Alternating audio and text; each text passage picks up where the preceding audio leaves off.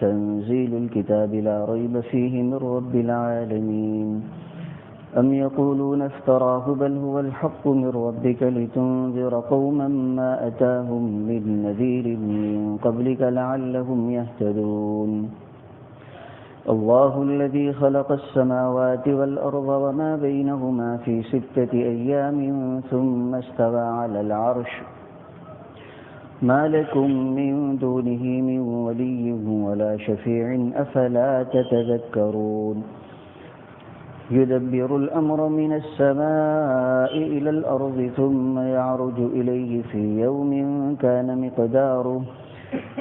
مقداره 1000 سنة مما تعدون ذلك عالم الغيب والشهادة العزيز الرحيم الذي أحسن كل شيء خلقه وبدأ خلق الإنسان من طين ثم جعل نسله من سلالة من ماء مهين ثم سواه ونفخ فيه من روحه وجعل لكم السمع والأبصار والأفئدة قليلا ما تشكرون وقالوا أإذا ضللنا في الأرض أإنا لفي خلق جديد بل هم بلقاء ربهم كافرون قل يتوفاكم ملك الموت الذي وكل بكم ثم إلى ربكم ترجعون صدق الله العظيم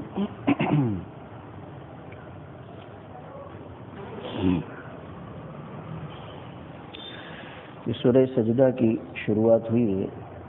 اس سورت کے 3 رکوع ہیں جس میں پہلا رکوع بھی پڑھا گیا.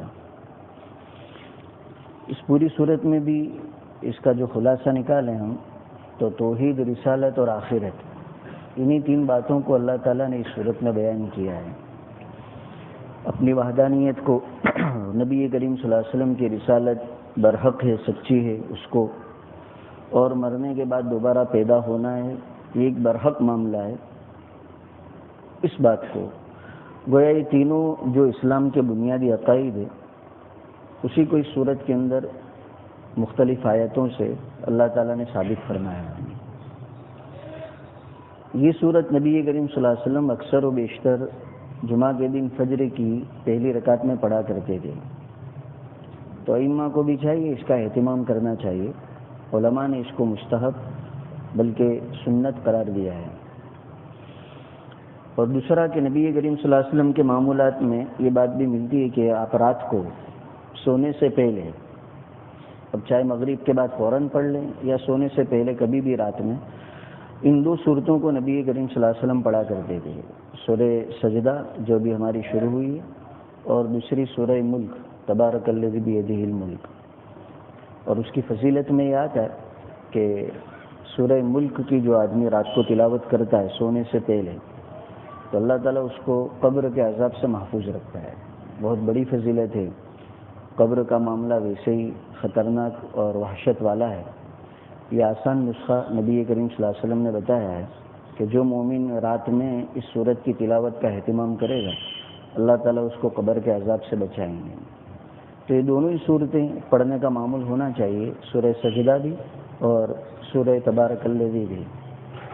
اب چاہے تو صرف سونے سے کچھ دیر پہلے پڑھ لے یا غروب ہونے کے بعد مغرب کی نماز کے بعد بھی کبھی بھی آدمی پڑھ لے تو یہ فضیلت حاصل ہو جاتی ہے.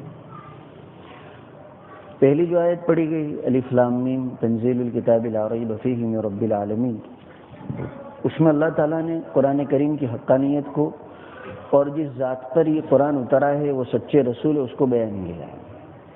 یہ کتاب جو اتاری گئی ہے ایسی ہے جو رب العالمین کی طرف سے، اس میں کوئی شک نہیں ہے.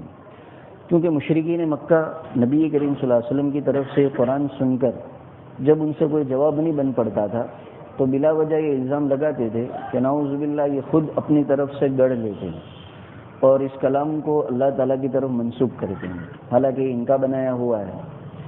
تو قرآن نے دوسری جگہوں پر چیلنج کیا ہے کہ اگر ان کا بنایا ہوا ہے تو تم بھی تو اپنے زمانے کے بہت فصیح و بلیغ لوگ ہو، زبان دانی پر تم کو بھی بڑا دعویٰ ہے، تو اس جیسا کلام کیا ہے، اس جیسی ایک صورت ایک آیت لا کر بتاؤ. اور قرآن ہی نے کہہ دیا، نہ کوئی لا سکا ہے نہ آئندہ کوئی لائے گا۔ تو یہ قرآن رب العالمین کی طرف سے اتارا گیا ہے۔ یہ لوگ یوں کہتے ہیں کہ گڑھ لیا، بلکہ یہ سچا کلام ہے تمہارے پروردگار کی طرف سے، اور یہ اس لیے اتارا گیا ہے لِتُنذِرَ قَوْمًا مَّا أَتَاهُم مِّن نَّذِيرٍ مِّن قَبْلِكَ لَعَلَّهُمْ يَهْتَدُونَ، تاکہ نبی آپ ڈرائے ایسے لوگوں کو جن کے پاس آپ سے پہلے کوئی ڈرانے والا آیا نہیں، کوئی رسول جن کے پاس نہیں آیا، آپ ان کو اس کلام کے ذریعے سے ڈرائے کہ کفر اور شرک میں زندگی گزارو گے تو کیا عذاب ہے، ہو سکتا ہے لعلہم یہتدون، آپ کے سمجھانے سے یہ راہ راست پر آ جائے۔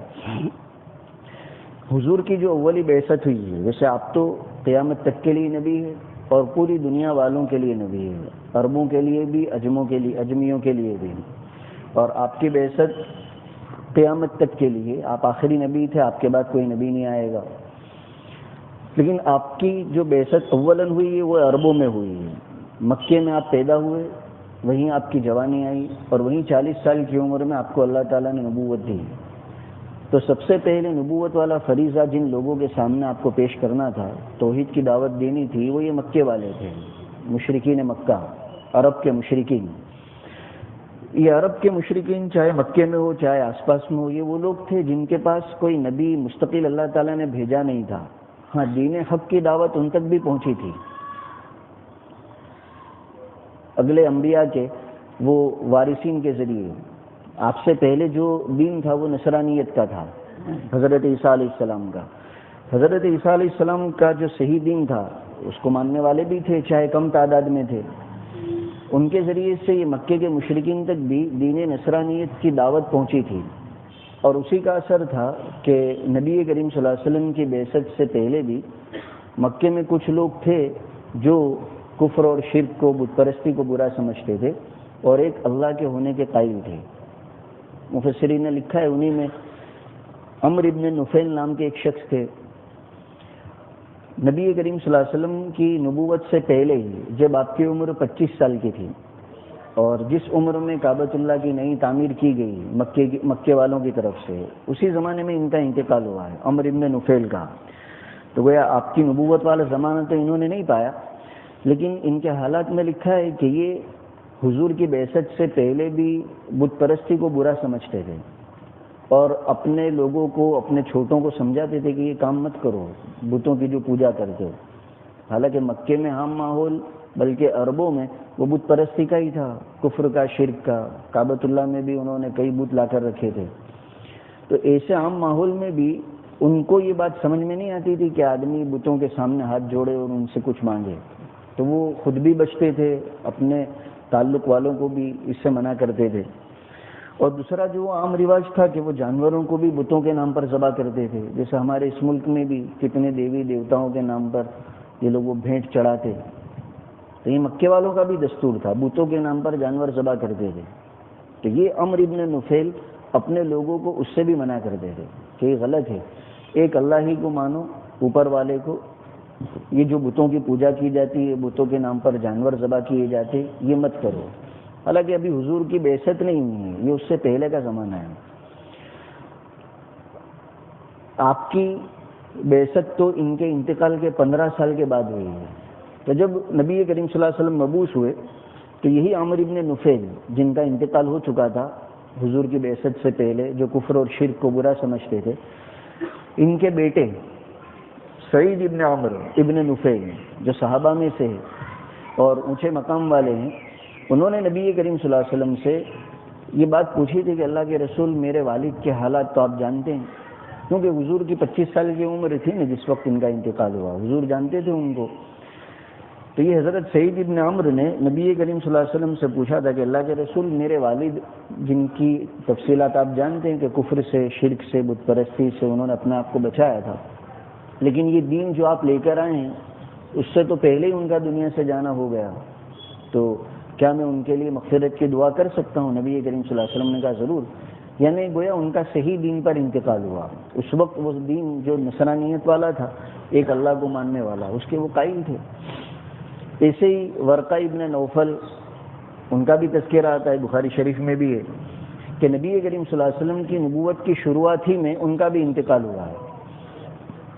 تو حضور کے دین کی تفصیلات تو ان تک نہیں پہنچی، لیکن وہ بھی دین نصرانیت جو صحیح دین تھا اس وقت تک کا، اس کو ماننے والے تھے، کفر سے، شرک اور بت پرستی سے اپنے آپ کو بچانے والے تھے۔ تو تفصیلات کا خلاصہ یہ کہ یہ مکے کے جو مشرکین تھے بلکہ عرب، ان کے پاس کوئی مستقل نبی تو نہیں آیا۔ نبی آخری تو نبی کریم صلی اللہ علیہ وسلم سے پہلے حضرت عیسیٰ علیہ السلام تھے، لیکن اس صحیح دین کی تعلیمات ان تک پہنچی تھی جس کو بہت کم لوگ مانتے تھے، ورنہ پورا کے پورا عرب کا ماحول وہ کفر، شرک اور بت پرستی کا تھا۔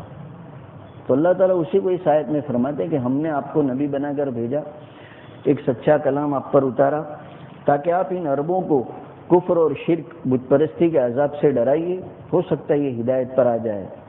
چنانچہ محنت ہوئی، کافی وقت لگا، لیکن نبی کریم صلی اللہ علیہ وسلم جب اس دنیا سے گئے تو پورا جزیرۃ العرب مسلمان ہو چکا تھا۔ کفر اور شرک اس جزیرۃ العرب سے اللہ تعالیٰ نے ختم کر دیا تھا۔ آگے باری تعالیٰ نے اپنی قدرت کو بیان کیا ہے کہ اللہ وہ ہے جس نے آسمانوں کو، زمینوں کو اور درمیان کی چیزوں کو 6 دن میں پیدا کیا اور پھر وہ عرش پر قائم ہوا۔ اب اللہ تعالیٰ چاہتے تو کن فیکون کا معاملہ تھا، ان کے لیے تو کوئی مشکل نہیں، لیکن دوسری آیتوں سے تفصیل معلوم ہوتی ہے کہ آسمانوں کو، زمینوں کو وہ پیدا کرنے میں اور تیار کرنے میں 6 دن کا عرصہ لگا ہے۔ اب یہ 6 دن کی کتنی مقدار وہ اللہ ہی جانتا ہے۔ علماء نے اس کی توجیہ یہ کی کہ غالباً یہ سبق دینا ہے کہ یہ عالم جو بنایا گیا یہی دنیا کہلاتی ہے، یہ آسمان اور زمین اور یہ درمیان کی فضا، یہی عالم دنیا ہے۔ تو اللہ تعالیٰ نے اس دنیا کے عالم کو تدریجاً پیدا کیا، آہستہ، 6 دن کے زمانے میں۔ حالانکہ اللہ تعالیٰ چاہتے تو ایک سیکنڈ میں، ایک آن میں یہ سب چیزیں ہو جاتی۔ تو یہ سبق دینا ہے دنیا والوں کو کہ تم جس عالم میں پیدا ہوگے اور زندگی گزارو گے وہاں ہر کام تدریجاً ہوگا، آہستہ آہستہ ہوگا، یہ نہیں کہ آدمی نے چاہا اور ہو گیا۔ دیکھو ہم ہر چیز کو آسانی سے کر سکتے ہیں، اس کے باوجود اس دنیا کے عالم کو ہم نے 6 دن میں بنایا۔ تو یہاں ہم دیکھتے ہیں کہ یہاں جو آدمی چاہتا ہے وہ کچھ ہو نہیں جاتا کہ یوں چاہا اور ہو گیا۔ ہر چیز میں وقت لگتا ہے، پیدا ہونے کے بعد بولنے میں وقت لگتا ہے، ورنہ سوائے رونے کے کچھ نہیں آتا اس کو۔ چلنے میں وقت لگتا ہے، سمجھنے میں وقت لگتا ہے، اور بھی آگے ترقی کرے تو جوان ہو جاتا ہے، شادی کرنے میں وقت لگتا ہے۔ حالانکہ کتنی تمنائیں ہوتی ہے لیکن کامیابی نہیں ملتی، کچھ نہ کچھ ہوتا ہے۔ شادی ہونے کے بعد آدمی چاہتا ہے، باپ بننے میں وقت لگتا ہے، الی آخر۔ تو یہ دنیا کا جو نظام ہے اللہ تعالیٰ نے اس کو تدریجاً چلایا ہے۔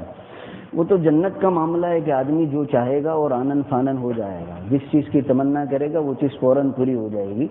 یہاں دنیا کا ایسا نظام اللہ نے رکھا ہی نہیں ہے، اس لیے جو بہت سے حسرتیں دل میں رہتی ہے اس پر افسوس نہیں کرنا چاہیے۔ بہت سے لوگ ہم سے پہلے بھی دنیا سے گئے، حسرتوں کو دلوں میں لے کر گئے ہیں۔ تو اللہ تعالیٰ نے آسمانوں کو، زمینوں کو 6 دن میں پیدا کیا اور پھر وہ عرش پر قائم ہوا۔ ابھی عرش پر اللہ تعالیٰ کے قائم ہونا، جلوہ افروز ہونا، یہ متشابہات میں سے، اس کی تفصیل میں پڑھنے سے علماء نے منع کیا ہے۔ کما یلیق بشانہ، اللہ تعالیٰ کا عرش پر قائم ہونا، جلوہ افروز ہونا ایسا جیسا اس کی شان کے مناسب ہو۔ ما لکم من دونہ من ولی ولا شفیع، تم کو اے لوگو اللہ کے علاوہ، اللہ کو چھوڑ کر باقی نہ کوئی تمہارا مددگار ہے، نہ کوئی سفارش کرنے والا ہے۔ تمہاری مدد بھی اللہ ہی کرنے والا ہے، اور سفارش بھی اللہ تعالیٰ جس کو دیں گے اجازت، اسی کی سفارش تم کو کام آ سکے گی۔ تو فلا تتذکرون، پھر بھی تم نہیں سمجھتے، اس ایک اللہ کو نہیں مانتے۔ یدبر الامر، اللہ تعالیٰ کی شان یہ ہے کہ وہ دنیا میں آسمان سے لے کر زمین تک کے تمام امور کی تدبیر وہ کرتا ہے۔ تدبیر کے معنی انتظام، یہ کائنات کا ایک پورا نظام ہے جو چل رہا ہے۔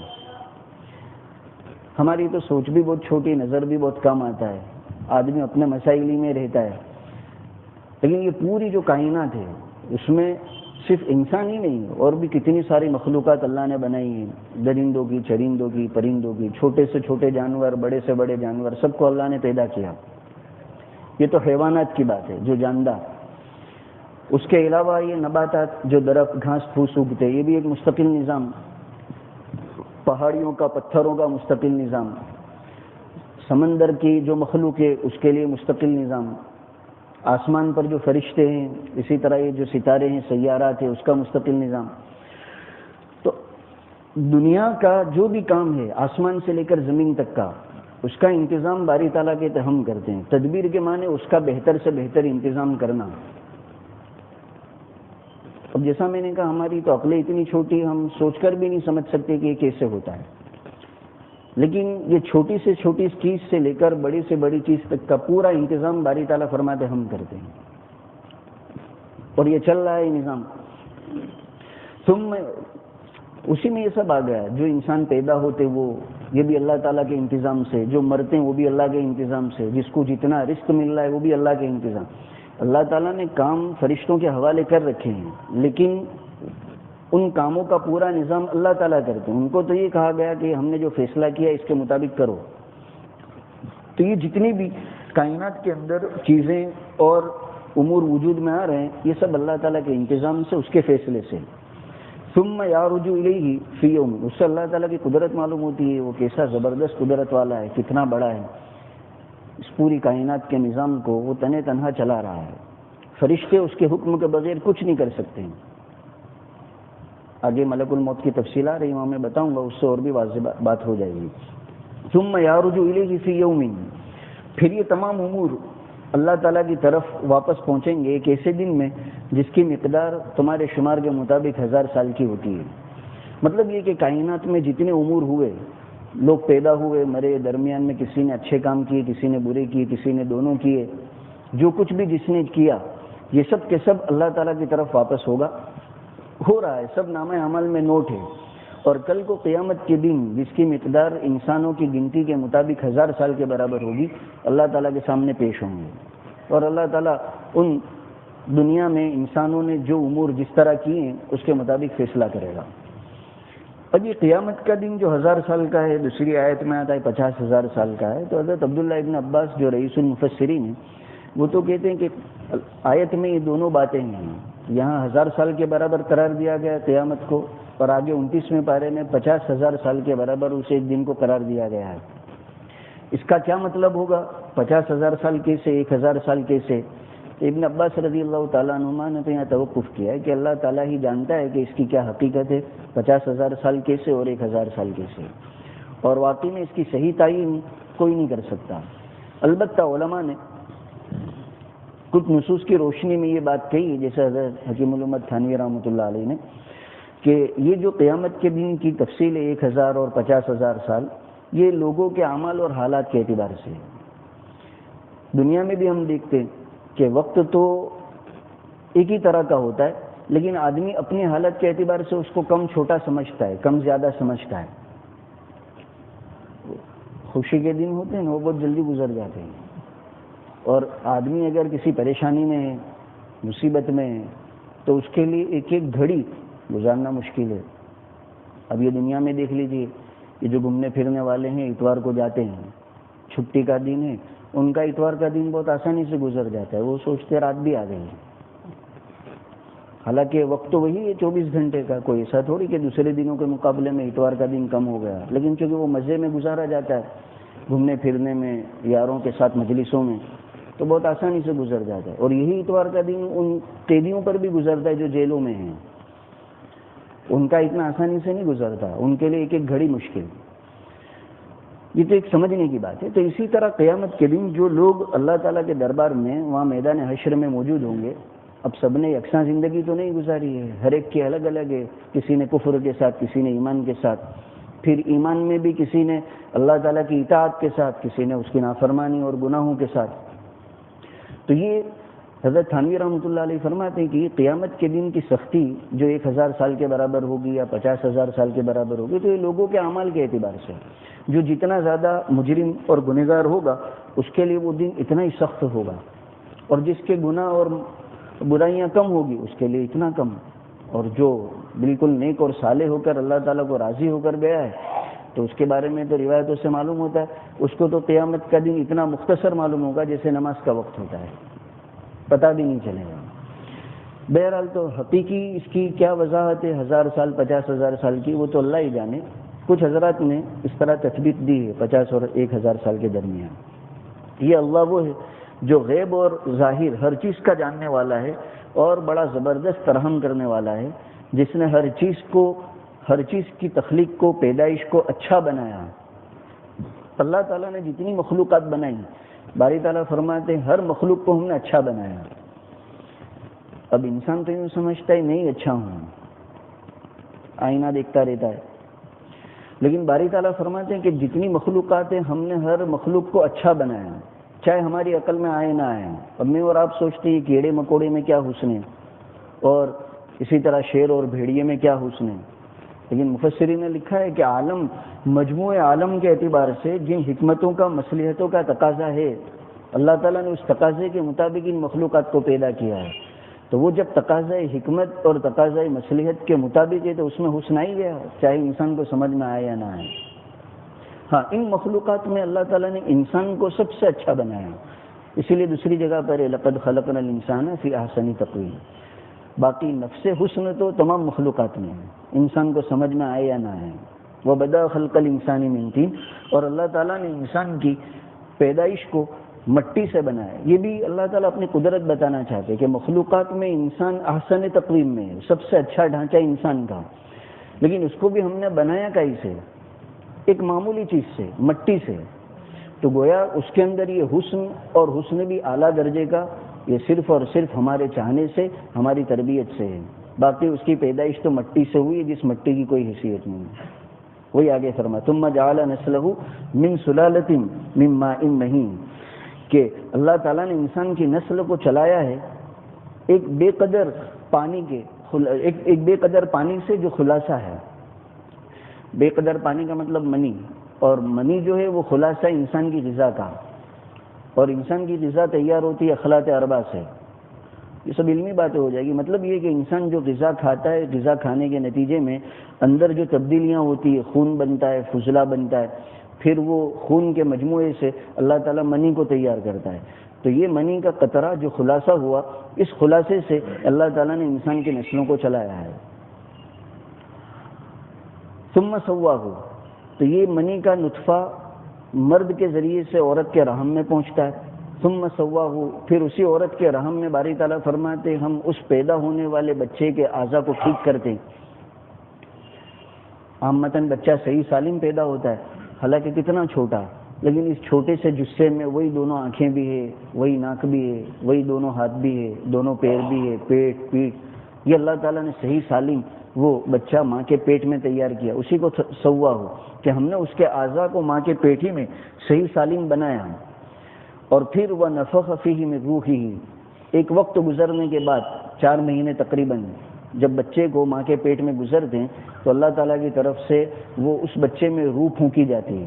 وہ بچہ ماں کے پیٹ میں ہی زندہ ہو جاتا ہے، اور روح پھونکنے کے بعد کوئی فوراً باہر نہیں آتا، ایک وقت اس کو اس کے بعد بھی ماں کے پیٹ میں گزارنا ہے.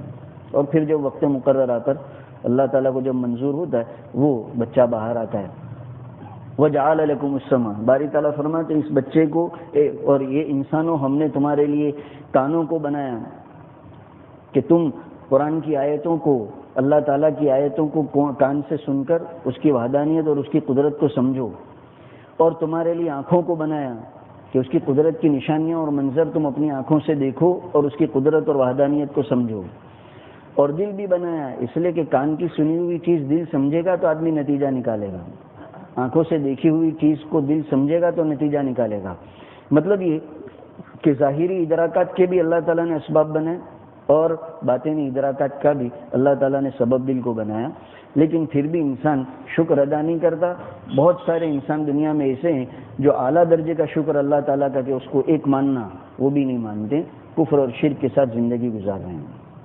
اور وقالوا اذا ضللنا، اور پھر ساتھ میں یوں کہتے ہیں کہ جب ہم مٹی میں غائب ہو جائیں گے، یعنی مرنے کے بعد آدمی کو دفن کیا جاتا ہے مٹی میں، اور مٹی انسان کے جسم کو، اس کے اجزاء کو ختم کر دیتی ہے، کھا جاتی ہے.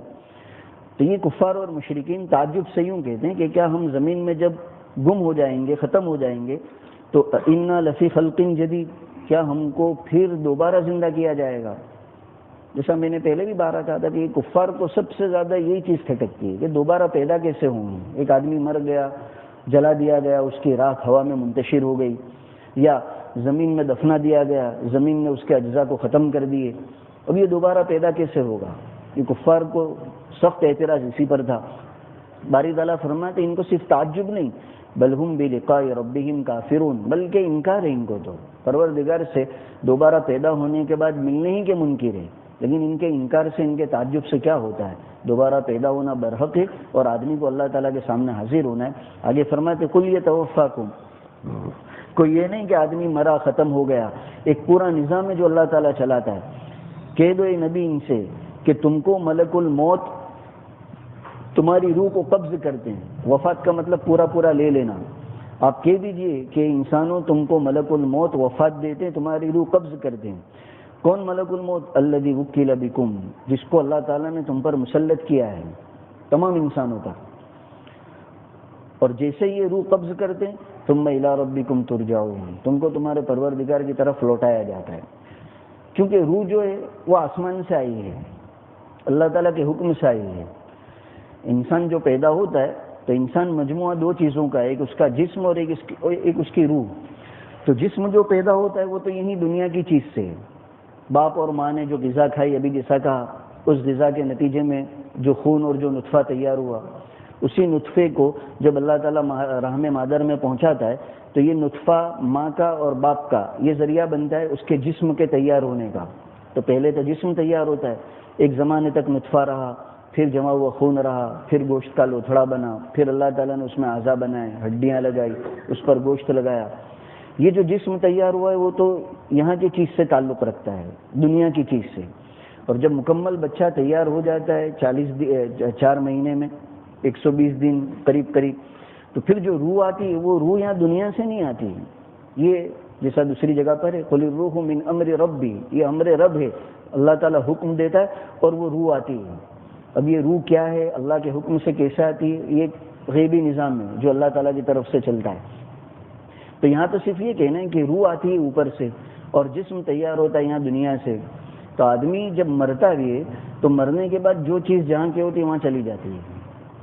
جسم کو چونکہ وہ دنیا کا تھا، لوگ دنیا کے حوالے کر دیتے، مٹی کے حوالے کر دیتے، جلانے والے اس کو جلا دیتے، اور فرشتہ روح نکال کر اللہ تعالیٰ کے سامنے پیش کر دیتا ہے، جس کو یہاں بتایا گیا ثم الی ربکم ترجعون، کیونکہ وہاں کی چیز تھی وہاں چلی جاتی ہے۔ اب وہاں بھی سب روحوں کا ٹھکانہ یکساں نہیں ہے، نیک لوگوں کی روح، مومنین کی روح، ان کا مقام اوپر ہے جنت کے قریب، علیین جس کو کہتے ہیں، اور کافروں کی، مجرموں کی روح وہ اللہ تعالیٰ نے ایک الگ مقام بنایا ہے سجین کا، وہاں پہنچائی جاتی ہے۔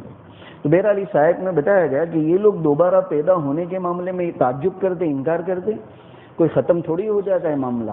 ایک پورا نظام ہم نے چلایا ہے فرشتوں کا، جن کے سردار ملک الموت کو بنایا ہے، اور ان کو تمام انسانوں پر ہم نے مسلط کر دیا ہے، جس کا جو وقت طے ہے بس اس وقت وہ اس کی روح کو قبض کرتے ہیں۔ یہاں صرف ملک الموت کا تذکرہ ہے، دوسری آیت میں لفظ ملائکہ آیا ہے، جمع کا صیغہ، الذین تتوفاہم الملائکہ، جن کو ملائکہ وفات دیتے ہیں اور روح قبض کرتے ہیں۔ مفسرین لکھتے ہیں اصل میں ایک پورا اسٹاف ہے فرشتوں کا، روح قبض کرنے والے۔ ہاں، ان کے جو سردار ہے وہ ملک الموت ہے، جن کا نام اسرائیل ہے، اسرائیل علیہ السلام۔ باقی ان کی ماں تحتی میں اللہ تعالیٰ نے بہت بڑا اسٹاف رکھا ہے، اس لیے ایک جگہ پر وہ فرشتوں کا صیغہ جمع کا استعمال کیا، اور یہاں صرف ان کے سرداری کا تذکرہ ہے۔ ان کے حالات میں لکھا ہے، مجاہد جو بہت بڑے تابعی ہیں وہ کہتے ہیں کہ ملک الموت کے لیے اللہ تعالیٰ نے تمام انسانوں کو اس طرح کر دیا ہے جیسے کسی آدمی کے سامنے تشت ہو، وہ برتن سمجھ لو، برتن ہو اور اس میں دانے پڑے ہوئے، اور آسانی سے سمجھنا ہو تو ابھی ویسے بھی دعوت کا نظام چل رہا ہے، تو خنچے پر جو چاول آتے بریانی کے، اور میں اور آپ بیٹھتے ہیں، تو وہ خنچا اس میں پتہ نہیں ہزاروں کی تعداد میں وہ اندر دانے موجود ہیں، لیکن ہم ہر دانے کو دیکھ رہے ہیں، اور جس دانے کو بھی اٹھانا ہے کوئی زحمت اور دقت نہیں ہوتی، بلکہ ہاتھ بڑھا بھی دیا جاتا ہے، اس طرف بھی کر دیا جاتا ہے۔ تو جیسے اس کھانے والے کے سامنے یہ پورے خنچے میں جتنے دانے ہیں، کسی بھی دانے کو دیکھنا، اس کو اٹھانا اس کے لیے کوئی مشکل نہیں۔ تو مجاہد ابن جبر جو حضرت ابن عباس کے بہت بڑے شاگرد ہیں، وہ تفسیر میں ابن عباس رضی اللہ تعالیٰ عنہما سے، جنہوں نے بہت کچھ علم حاصل کر کے امت تک پہنچایا ہے، وہ کہتے ہیں کہ ملک الموت کے لیے اللہ تعالیٰ نے پوری انسانیت کو اسی طرح کر دیا ہے جیسے کسی برتن میں دانے ہوتے ہیں، تو ان کے لیے کوئی مشکل نہیں۔ اسی لیے جس گھڑی وہ یہاں صورت میں کسی کی روح قبض کر دے اسی دیر اسی وقت امریکہ میں بھی کر رہے ہیں، تو ان کے لیے کوئی فاصلہ نہیں ہے. وہ تو بالکل جس طرح ایک پلیٹ میں جو دانے سامنے ہوتے اسی طرح پورے انسان سامنے ہیں. اور ایک روایت میں آتا ہے، حضرت مفتی شفیع صاحب رحمۃ اللہ علیہ نے معارف القرآن میں نقل کی کہ ایک مرتبہ ایک انصاری صحابی کی روح قبض کرنے ملک الموت پہنچے تھے. نبی کریم صلی اللہ علیہ وسلم وہاں موجود تھے، آپ نے دیکھ لیا ان کو، ملک الموت کو. تو حضور نے ان سے کہا کہ یہ میرے صحابی ہیں، ان کی روح قبض کرنے میں آسانی سے کام لینا. تو اس پر ملک الموت نے کہا کہ اللہ کے رسول آپ مطمئن رہیے، میں ہر مومن کی روح قبض کرنے میں آسانی کا معاملہ کرتا ہوں. یہ روایت میں موجود ہے. اور پھر ساتھ میں یہ بھی کتابوں میں آتا ہے کہ انہوں نے کہا کہ انسان جتنے بھی روئے زمین پر ہے، چاہے وہ خشکی میں رہتا ہو، چاہے سمندر میں رہتا ہو، خشکی میں چاہے شہر میں رہتا ہو، چاہے دیہات میں رہتا ہو، چاہے جنگل میں رہتا ہو، ہر انسان کو میں روزانہ 5 مرتبہ دیکھتا ہوں. وہ گھبرا مت جانا، وہ تو ہم سب اس میں آ گئے. ملک الموت 5 مرتبہ روزانہ دیکھتے ہیں، یہ روایت میں موجود ہے. تو گویا وہ کہنا ہی چاہتے کہ گویا ہر انسان میرے سامنے ہے، اور اللہ تعالیٰ کی طرف سے جب وقت آتا ہے اس کی روح قبض کرنے کا، میں روح قبض کرتا ہوں. اسی روایت میں یہ بھی ہے، وہ فرماتے ہیں کہ یہ سب کچھ اللہ تعالیٰ کے حکم سے میرے لیے آسان ہوتا ہے. آگے فرماتے اگر اللہ کا حکم نہ ہو تو میں ایک چھوٹی سی چونٹی کی روح بھی قبض نہیں کر سکتا. وہ جو بھی میں نے کہا تھا یدبر الامر، کہ تمام کاموں کی تدبیر اور انتظام اللہ کرتا ہے. تو یہ کام حضرت اسرائیل کر رہے ہیں لیکن اللہ کے حکم سے، اور وہ خود کہتے ہیں کہ اللہ کا حکم ہے اس لیے میرے لیے یہ سب آسان ہے، باقی اللہ کا حکم نہ ہو تو ایک چھوٹی سی چونٹی کی بھی روح میں قبض نہیں کر سکتا. یہ روایت میں موجود ہے. بہرحال تو یہ ایک اللہ تعالیٰ کی طرف سے پورا نظام ہے ملک الموت کا اور ان کے ماتحت فرشتوں کا. جس آدمی کا جب وقت آتا ہے ملک الموت برابر اس کے پاس پہنچ جاتے ہیں. اور ملک الموت کو بھی پہلے سے معلوم نہیں ہے کہ کس کی کتنی عمر ہے. جیسا میں نے تھوڑے دن پہلے بھی بتایا تھا، وہ سال کا نظام سونپا جاتا ہے. اور وہ شعبان آ رہا ہے، 15 شعبان شب برات، اور اس کے بعد شب قدر. اس کے بارے میں کہ متعلقہ فرشتوں کو اللہ تعالیٰ سال کا نظام بتا دیتے ہیں. کتنے بچے پیدا ہوں گے وہ بتا دیا جاتا ہے، کتنے لوگ دنیا سے جائیں گے وہ بتا دیا جاتا ہے. اور اسی کا تو اثر ہوتا ہے لوگ کتنے اہتمام سے نماز پڑھتے ہیں شب برات میں. تو اللہ تعالیٰ کی طرف سے جن کی اطلاع ملتی ہے بس انہی کا ان کو پتہ چلتا ہے کہ اس کی موت کا وقت آیا ہے. باقی جن کے موت کا وقت نہیں آیا ہوتا ملک الموت کو نہیں پتہ ہوتا. بہرحال تو یہ ایک موت کا بھی مستقل نظام ہے جس پر اللہ تعالیٰ نے ملک الموت کو مقرر کیا ہے اور ان کے ماتحت ایک عملہ رکھا ہے. یہ پورا نظام اللہ کے حکم کے مطابق چلاتے ہیں. جس کا جب وقت آتا ہے بس اسی وقت پر وہ روح قبض کرنے پہنچ جاتے ہیں، نہ اس سے ایک گھڑی پہلے نہ اس سے ایک گھڑی بعد. اب آج کل سمجھنا ہوتا ہے جیسے ہم الارم رکھتے ہیں نا موبائل میں، گھڑی میں رکھے یا موبائل میں رکھے، تو جتنے وقت پر، جتنے گھنٹے، جتنی منٹ پر وہ الارم کو سیٹ کریں گے برابر ہم دیکھتے ہیں کہ اسی وقت وہ بجتا ہے. بھائی صبح 6 بجے کے لیے آپ نے الارم رکھا ہے موبائل میں گھڑی میں تو برابر وہ 6 بجے بجے گا، 1 منٹ پہلے بھی نہیں 1 منٹ بعد بھی نہیں. تو یوں سمجھیے کہ اللہ تعالیٰ نے ہر انسان کو جو پیدا کیا ہے تو اس کی کتنی زندگی ہے اللہ تعالیٰ نے ایک الارم فٹ کر دیا ہے، اور اس کا جب بجنے کا وقت آتا ہے وہ ملک الموت کو بتا دیا جاتا ہے، اور جو وقت ہوتا ہے برابر وہ اسی وقت اس کا الارم بجاتے ہیں، نہ پہلے نہ بعد میں.